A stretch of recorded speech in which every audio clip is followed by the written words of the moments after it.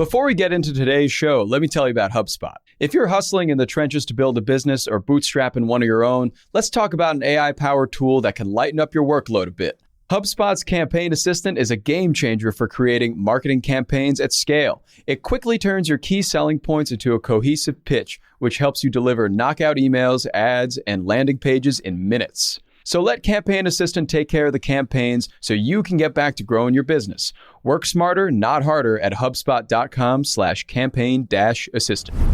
Howdy, folks. It is Tuesday, August 16th. I'm Jacob Cohen here with Rob Litterst, and this is the Hustle Daily Show.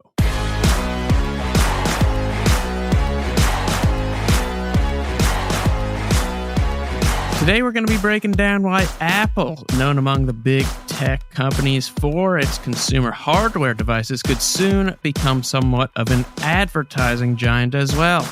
The strategy the company appears to be employing is kind of the equivalent of playing 3D chess while your competitors play checkers. And we will get to that soon. But before we get to that, let's take a quick look at what else is going on in the business and tech world. Let's get crack-a-lacking. All right, Rob, what are you following? So the first thing that I saw today is about LeBron James. The king. Yeah, the king. I don't know if it's a side gig as an influencer or what we want to call it, but let me just lay out the facts for you. So LeBron's salary is $44.4 million this coming season. Very nice. Enough to get by. So he makes $542,000 per game. Sure. What's super interesting is because LeBron has 129 million Instagram followers, he can actually make about $428,000 per sponsored post on Instagram. Little side hustle. Yeah, little side hustle, but a pretty big side hustle. He doesn't make quite as much per post as NBA Game, but pretty ridiculous numbers there, right? Like almost $500,000 on a sponsored post. It is ridiculous. What's actually crazy, so LeBron has the most followers in the NBA by a long shot. The second highest following in the NBA is Steph Curry, who has 45 million followers.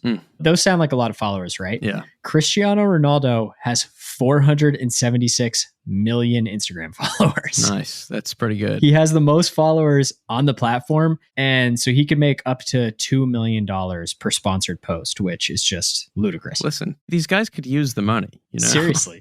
What have you been looking at, JC? Well, I was looking at Andreessen Horowitz, one of the world's preeminent technology venture capital firms. That's right. Founder Mark Andreessen came out yesterday with a blog post saying that they're going to be investing, I believe, $350 million in Adam Neumann's new residential real estate company called Flow. Wow. Yeah, for context, Adam Neumann, for those who might not know, founded WeWork and then was ousted from WeWork after he kind of mismanaged things, had a botched IPO. Started walking through Manhattan barefoot, all sorts of things. Yeah, was walking through Manhattan barefoot, doing weird stuff. But he still built WeWork, which is a humongous company. Incredible. So Andreessen Horowitz basically said they think his work is underappreciated. They love seeing repeat founders build on past successes and growing from lessons learned. And that's why they're happy to invest in this project, which it's not entirely clear what it is. It's something in the home rental and ownership experience space. You know, one of these big idea kind of plays. What's funny here, so didn't Mark Andreessen recently make some comments or something like that around residential real estate? Oh, yes, he did. Oh, yes. So what's in this blog post yesterday announcing this round, he wrote, and this is a quote, "In a world where limited access to home ownership continues to be a driving force behind inequality and anxiety, giving renters a sense of security, community, and genuine ownership has transformative power for our society." And yeah, you're totally right. Last week, I believe he was called out because some journalist found a public comment belonging to him, which was opposing a plan to add multifamily units to his hometown of Atherton. There's a phrase for that, isn't there? Isn't that not in my backyard or NIMBY? Yeah, exactly. Interesting. So the timing is a little ironic. What else are you seeing? Yeah, I was also looking at Peloton. I know you were too. They're coming fresh off another round of layoffs. And yesterday, CEO Barry McCarthy told Bloomberg that his company is now thinking about redesigning its bikes so you can build them at home. IKEA style. Exactly. I love it. IKEA style, which I guess is interesting. Also that they are potentially working on plans to let you view Peloton content on third-party machines. What do you think about that? I think that's actually really smart. I think that's one of their kind of stronger value props, that they have really good coaches that people get really loyal about and really start to follow. I was talking to my sister-in-law. She like loves the Peloton app. Yeah. They don't have a Peloton, but they just use the app with their workout bike. And so it doesn't stream through the bike. They just like use it on their iPad, but For sure. she loves a few of the coaches. So I think that's pretty smart for them. Yeah. And then also that Peloton's long-awaited rower might debut for this holiday season. Finally. I mean, I've been saying for a while, I think the biggest mistake they ever made was making a treadmill instead of the rower. The rower is much more of a cult product than a treadmill is, which is why Peloton kind of took off in the first place. Totally agree. But I think these are moves in the right direction for the company. Yeah, I guess we'll see how that goes for them. It's been a pretty crazy ride over the last couple of years for Peloton. No pun intended. Yeah. Anyways, in other news, last but not least, Walmart has reached an agreement with Paramount and Paramount Plus to offer the streaming service as part of its Walmart Plus offering. Walmart Plus subscribers will get an ad-supported Paramount Plus subscription included in their Walmart Plus subscription, which is kind of like their version of Amazon Prime.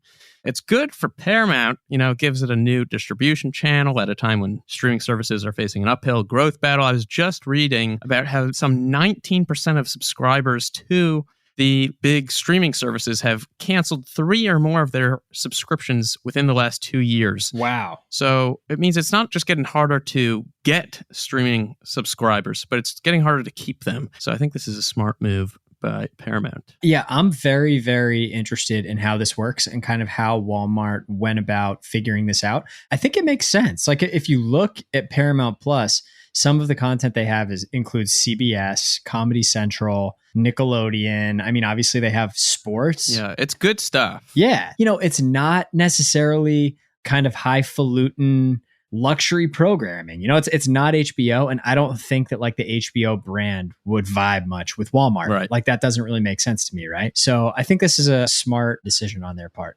100%. Okay, so JC, you wrote about how Apple is about to take over the mobile ad industry. Yes. Tell me what's going on here. That is right. It's possible that they might do this, but things are looking interesting. So last year, Apple introduced something called App Tracking Transparency, ATT. That's right. And most people might not know it by that name, but they will know it by that little pop-up that you probably have seen when you open up different apps recently that asks if you'd like the app to track you or not. Yeah. Do you ever click yes to that, JC? Of course not. Right? It's a rhetorical question. Right. So it was a win for privacy in that sense, but it's really been a migraine and a half for the mobile advertising industry, making it harder for them to track you and serve up more relevant ads. It's like basically single-handedly tanked Facebook stock and tanked Shopify because Shopify sellers rely so much on Facebook and Instagram ads. It's been a massive thorn in their side. Yes. All these direct-to-consumer companies that really rely on Facebook and other platforms like it were not happy about this. Totally. The ironic thing is that it now appears Apple is actually moving deeper into advertising, but under its own umbrella. So what do I mean by that? So ATT, this move towards app tracking transparency, was a kick in their competition's balls, mostly Mark Zuckerberg's, who, as you said, is going to lose a lot of money from this. Meta came out last year saying that this year they'd probably miss out on $10 billion. Sheesh. On top of this, even more interesting, Apple is currently planning on releasing a alternate reality headset in the near future. So it's kind of like a double whammy in terms of the timing, how this is impacting Facebook. Yeah. They are eating Zuck's lunch. Exactly. Apple's current ad unit only generates about 1% of the company's revenue, about $4 billion annually. There are plans, apparently, for that to change. Bloomberg reporting found Apple plans to crank that income up to double-digit numbers. Wow. The question really is, why move into ads? It's a great question. Yeah, think about Apple's capabilities as an ad platform. You've got the iPhone and all of its sensors. You have Apple's own apps, Maps, Music, News, Stocks, their weather app that's never correct. And then you have Apple TV, AirPods, AirTags, the Apple Watch, Apple Pay, and whatever else I couldn't remember. So Apple doesn't just have this walled garden. It really has what's basically advertising's Garden of Eden. It's just all an advertiser could ask for. And because Apple owns these properties, the company isn't restricted from tracking in the same way third parties are, right? Which makes it especially valuable for them and people who want to advertise through them. So all this is to say, expect some more ads in your Apple apps.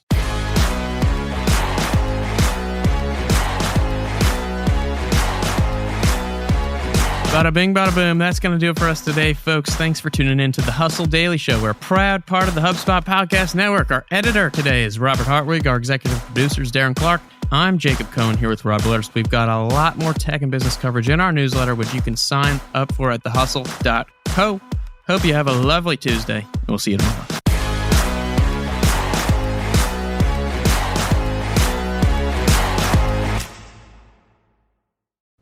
Hey guys, if you listen to the Hustle Daily Show on Google Podcasts, we want to let you know that the option will no longer be available pretty soon. Google is sunsetting its podcast app sometime in early 2024 in favor of YouTube Music, and we want to give you a heads up before it's too late, since that time's almost here. The Hustle Daily Show is available everywhere and anywhere that you listen to podcasts, like Apple Podcasts and Spotify. If you're using YouTube Music, we are there as well. If you're an Android fan, there are plenty of apps like Overcast, Pocket Casts, Player FM, and more. So just search for us wherever you decide to listen to your favorite podcasts.